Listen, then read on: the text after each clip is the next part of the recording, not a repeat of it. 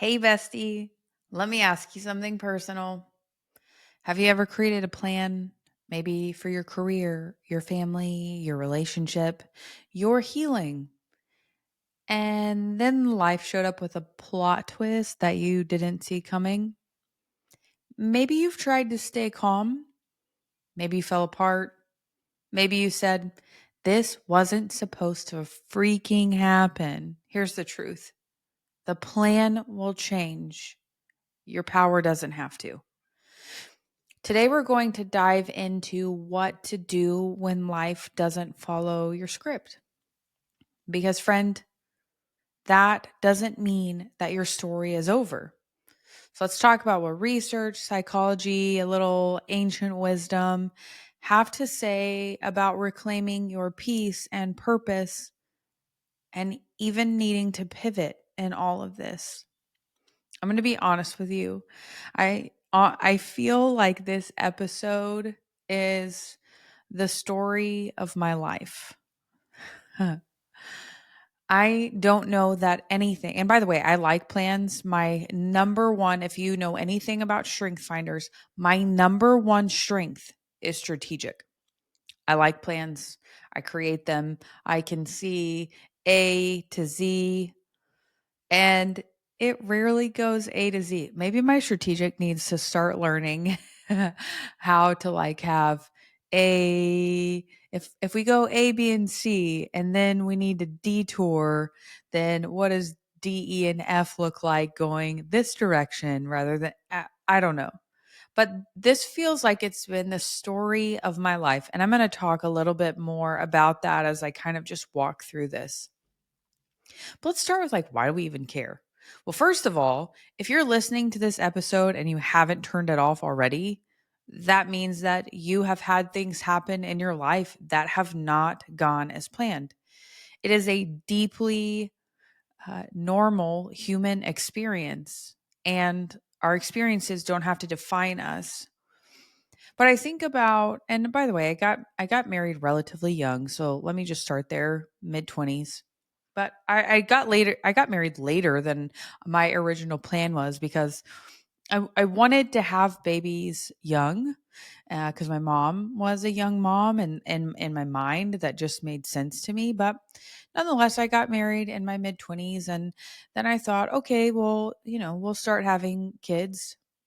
And we adopted our first daughter. So I got married at 26. We adopted at 33. Is that right? 33? Sounds right. How's my daughter? She's 6. 31. There we go. We adopted at 31. And then here I am this past year, so 2024, gave birth to my first son. And I say first daughter, first son because I'm believing that God's going to bring us more. But that absolutely wasn't my plan. And on the way to that plan, there were I failed IVFs, IUIs that didn't work, miscarriages, affair. There is all this stuff on the way, on the path to this. And then most recently, I went to my doctor because trying to get my body ready for our next baby. And then I went in routine, all right, this is check. We've done this before. I know how this goes. I'm having to fly out to Colorado. No problem. This is going to be one day, easy peasy. They're going to be like, oh, great, everything's good. And then I'm going to go. No, everything was not good. I mean, I did have good news, so I'm not diminishing the good news. That's just not the purpose of what I'm talking about. I found out that my plans were going to be delayed. I found out that I need a surgery that I didn't know that I was going to need, because who plans to have some sort of abdominal surgery? No one start messaging me about this. I have no idea what all of the logistics around it are going to look like. But again, I think about how my best laid plans, because I had it planned out. This is going to happen here. This is going to happen this next month. This is how it's going to go. This is when our transfer is going to happen. Blah, blah, blah, blah, blah. I'm always like, Brittany, Have you not learned yet? It's really cute that you have plans. Like, that's how I feel. I'm like, oh, that's cute. You had plans. Other things happened. So I don't know if you can relate to this. I don't know if you feel like I've had plans for my life that did not go as planned. And here I am, like fist pumping you, Brittany. No one here is sitting around a coffee table, like trying to one up the other person of like, all right, that was cute, but how about this? But the reality is, we've all had this experience and it sucks. It sucks so much. When I was sitting in my doctor's office trying to understand what they were telling me, I had fear. I had frustration. I had sadness. I had confusion. I had so many emotions trying to understand why I am now going to have a surgery that I somehow didn't need before, which is either just for people that are like, wait, what's happening? Or you're like worried. I either have a complication from my unplanned C section. That was supposed to be a home birth, my friends, or I've got endometriosis. Either way, who's to say? I mean, it's probably I don't know. I'm not even going to postulate who even knows. Either way, something is going to happen that wasn't my plan, and I had to grapple with that. I I hope that you're like you can relate with that something happened that wasn't your plan and now you're having to grapple with it. That's just the most recent thing.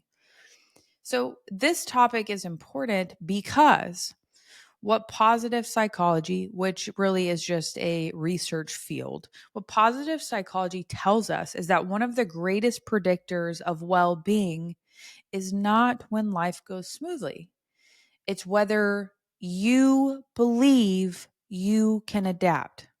I want to just say that again. It's not whether you adapt. One of the greatest predictors of well being is whether you believe you can adapt.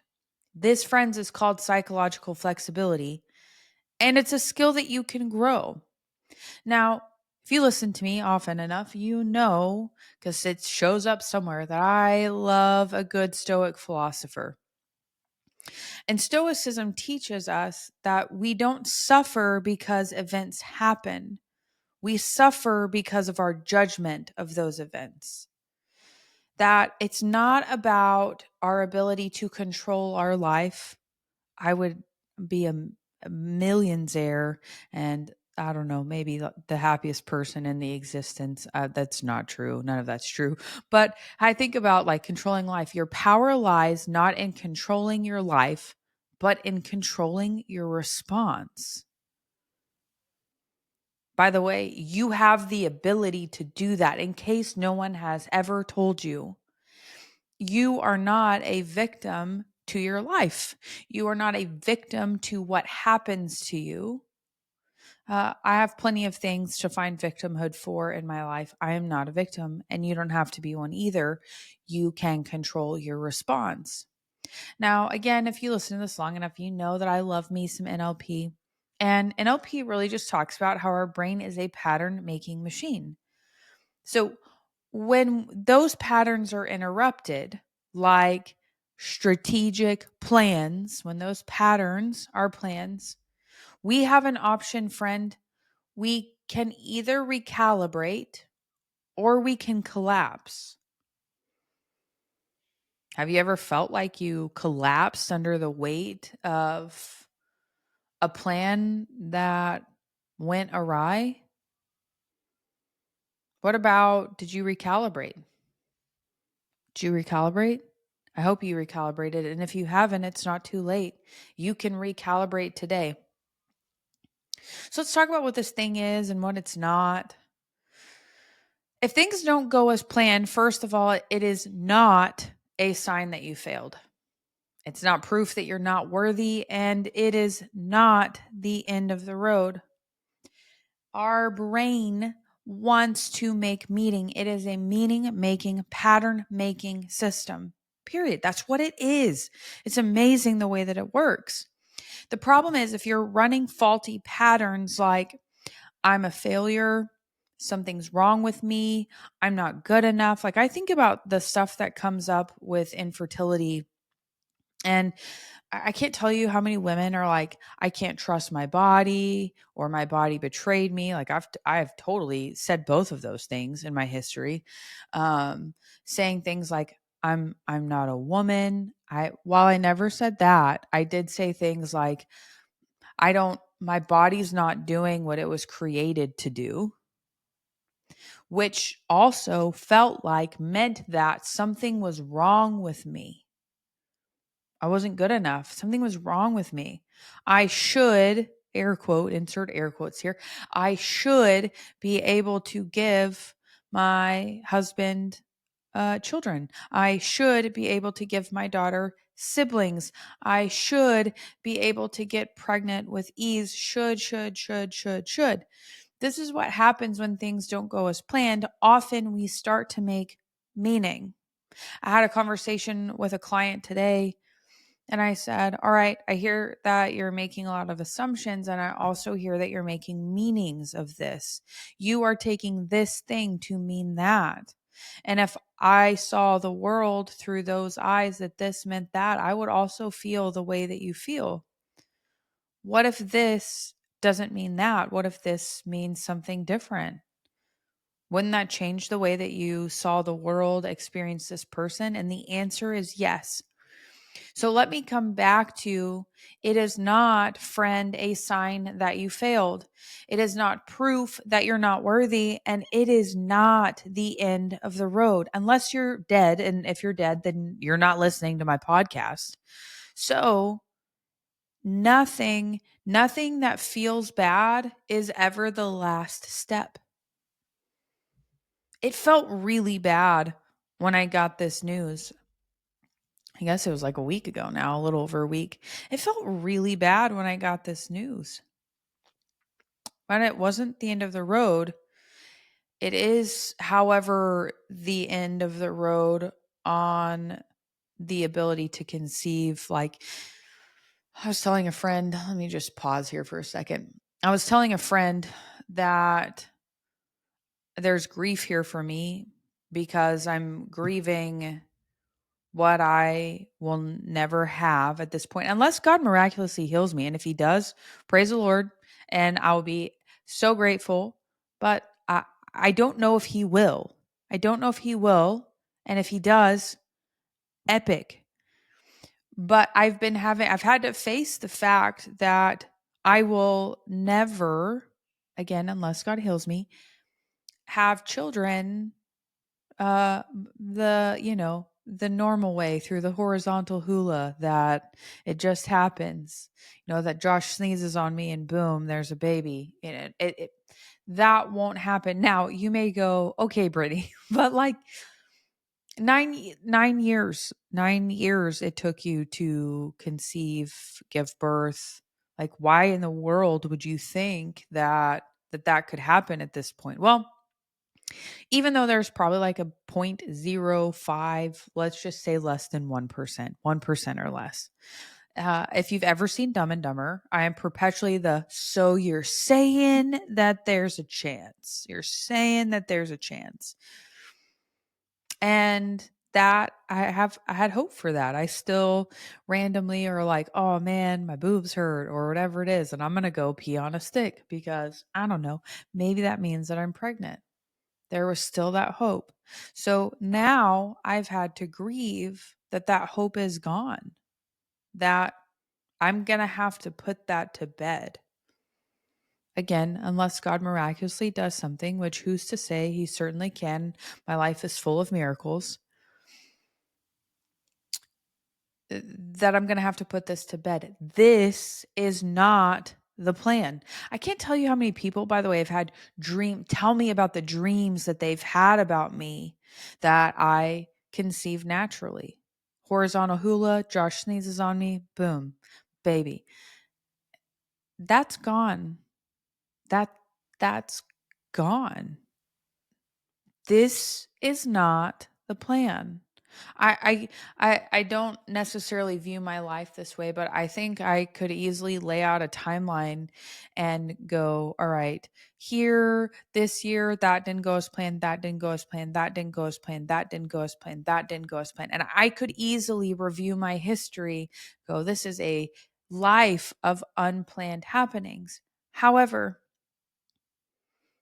I also personally choose to review my life and go, and there was a miracle here, and there was a miracle here, and there was a miracle here, and there was a miracle here, because I want to see my timeline not full of unplanned things that were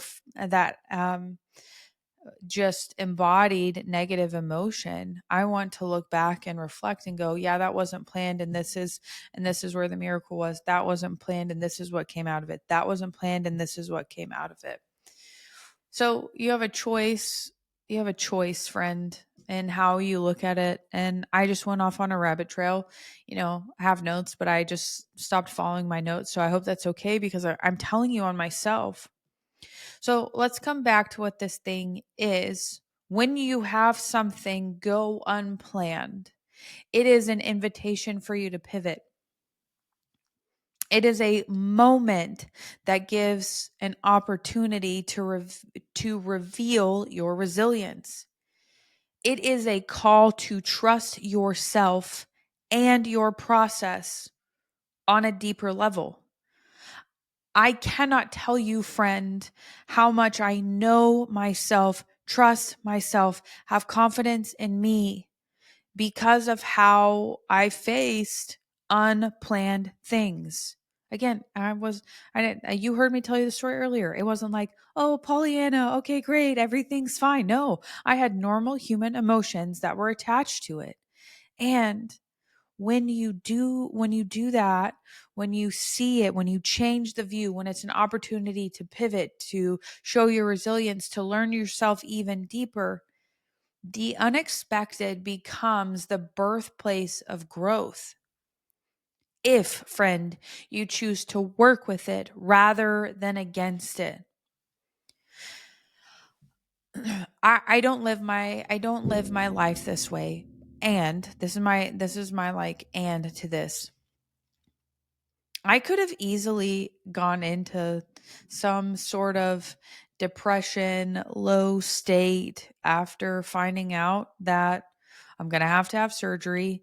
I'm going to lose my tube, maybe the other one. I don't really know. Who's to say? I'm not sure yet. And that this loss also means that my little hope that existed in me has to die. I could be really low. So could you. I'm sure that you've gotten some news that either you felt low after, or you had the opportunity to and you faced it with resilience. Either way, I know that you know what I'm talking about, especially if you're still listening. So, how do we navigate this, friend? How do we navigate this? Well, first of all, we anchor into what we can control. Marcus Aurelius, who is a Stoic philosopher, said, "You have the power over your mind, not outside events. Realize this, and you will find strength." Let me say that again. You have power over your mind, not outside events. Realize this, and you will find strength. I knew in that moment recently that I got that news that I could not control what was happening to me. What was happening to me is either a result of my body overproducing endometrium tissue, or it is it is a result of my unplanned C-section. Either way, both of those are outside of my control. Nothing I can do, friend. So what can I do? I can take power over my mind. You can't always control the timing, the outcomes, or the other people. I know that you have people in your life that you would love to control. Who wouldn't, right? You can control your attitude, your effort, and your focus. That is where your peace lives. Your peace lives internal to you. You can access it at any time if you choose to. And in order to access your peace, you need to focus on peace. You need to focus on gratitude. You need to focus on the things that are good. You need to focus on what you can control. You can focus on and control what you say to yourself. You can control what your next small step is. So, after that happened, I shared with my husband. I shared with some trusted friends. And then I located a top surgeon in the area. This is my personality. You might laugh at it, but I got on Facebook groups. I started reading reviews. I started figuring out what my next steps were. I couldn't control what was happening or why it was happening, but I could control what was next. I could control the prayers that I prayed. I could control where I anchored my mind, where I said, all right, this is where I'm focused. I could control that. And so I did. And friends, so can you. You can focus on what you can control in the midst of something that feels unplanned. And by the way, let's be honest, unplanned things often feel chaotic and out of control. Focus on what you can, your attitude, your effort, your focus. You know, if you've been around me, I love me some Tony Robbins. And I've probably quoted this an obscene amount of time. I feel like I should have a bell every time I quote Tony Robbins. But he says, where your focus goes, your energy flows. I want my energy flowing in places that are beneficial for me. And by the way, I do understand, which is going to be my next point, but I do understand emotions being stored in the body. I do understand how negative emotions impact our body. I don't have time to talk about it today, but they impact your organs, all of them. They impact your lymph and your blood system, and our emotions get stored in the body. They impact everything. They cause inflammation. I cannot belabor this point enough.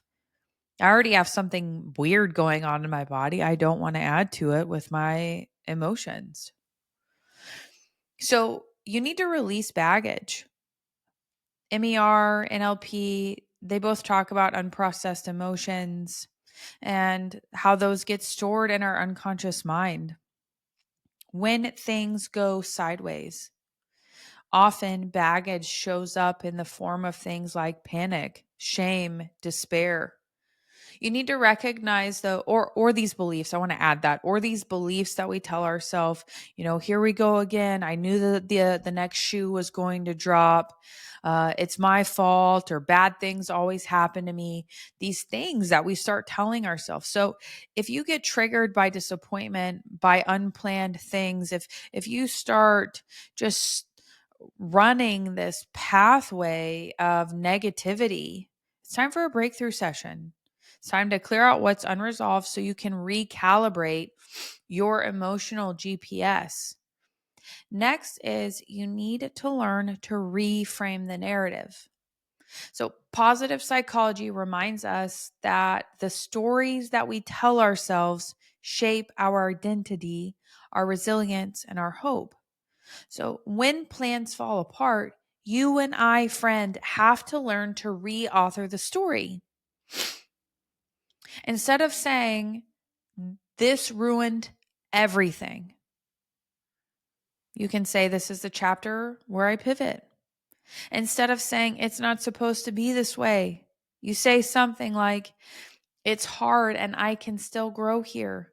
Your language is part of your power. I can't tell you the verse, but I think about the scripture that says life and death is on the power of our tongue. You need to learn to tell a story, friend, that helps you move forward. I had to tell myself a story that helped me move forward. That story is, I am so grateful that I still have 3 babies on ice. And my uterus, which by the way, because I got great news about my uterus, that my uterus, doesn't even look like I had a C-section. This is amazing. All right. But I'm going to lose a tube.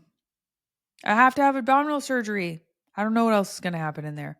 But and I can still have a baby. I can still do this again. My timeline's off. My plan is off. This is going to cost me more money because insurance. What is that? Yeah. So I had to tell myself a different story. Friend, you can tell yourself a different story. You can reframe the narrative. And if you suck at this, all right, you have a friend that's really good at it. You can get in the besties group and I will help you reframe. You need to reframe your story. You need to reauthor it, and you can. Then you need to practice future flexibility. Our nervous system wants predictability. We often want certainty. We thrive in it. If this is really a hard topic for you, you love certainty. And your growth requires flexibility. There's a saying in NLP which says something to the effect of the person with the most flexibility has the most influence.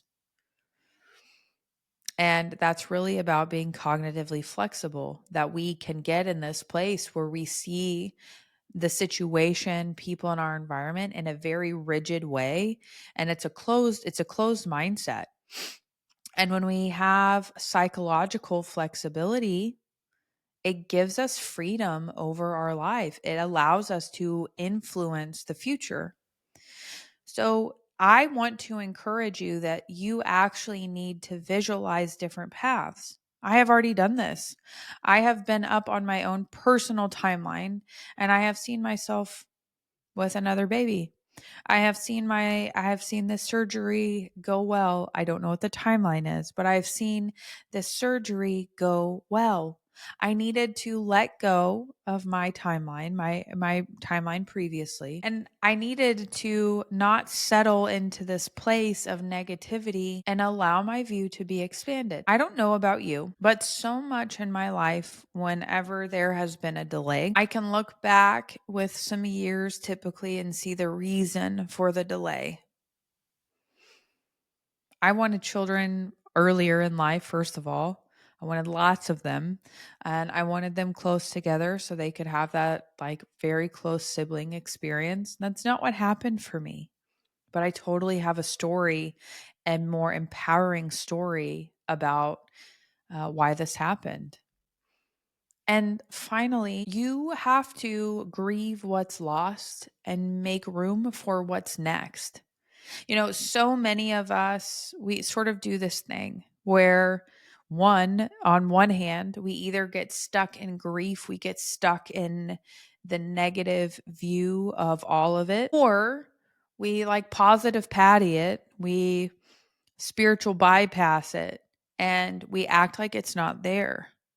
Well, in order to successfully actually integrate something in our mind, integrate left brain, right brain, I cannot talk right now, left brain, right brain, we actually have to allow that emotion to process its way through. You're allowed to grieve the plan. I have grieved my plan so many times along the way. The version that I hoped for, the thing that didn't work out. But here's the thing, you have to not set up camp in disappointment. You get to choose this.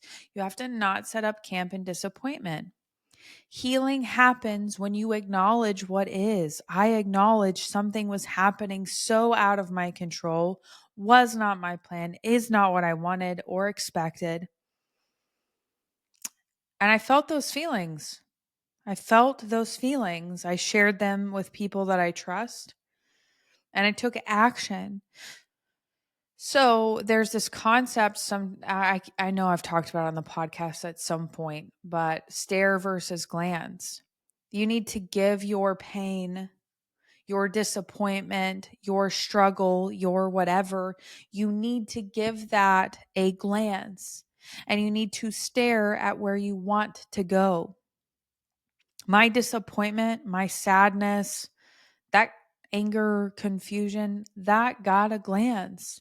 And then I said, all right, well, here's still the plan. This is where I'm still going. I just have some detours along the way, which I like plans. So, I'm just going to have to take the scenic route. I'm going to have to stop and get, completely backed up and let the construction man, wave one group of people through at a time, whatever. But you got to grieve it. You got to grieve it because it's an acceptance. It's an acknowledgement. When we push stuff down, when we pretend that it doesn't exist, that's when it becomes baggage. When we don't deal with it. I don't want more baggage in my life. I don't want negative emotions stored in my body. I want them to come out. I hope you do too.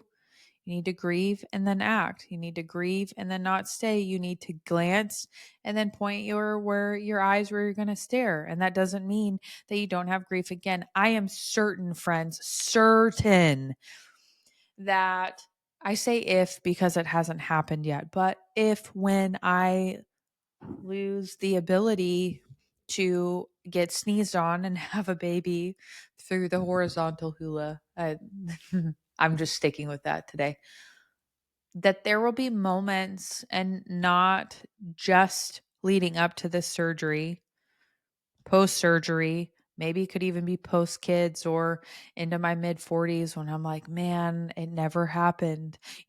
That's where that grief shows up sometimes multiple ways at multiple times. So I'm certain it'll show up again. That's not me telling it to happen. That's just me going like, I understand human nature. And I will acknowledge it and then I will act. Then I will acknowledge it and direct my focus. And friend, I hope that you get that you can do that too. So as per my usual, I want to ask you some questions. First, what plan or expectation did I attach to that didn't go how I hoped? And what do I need to do to release it? 2, how do I typically respond to disappointment? And is that response serving me?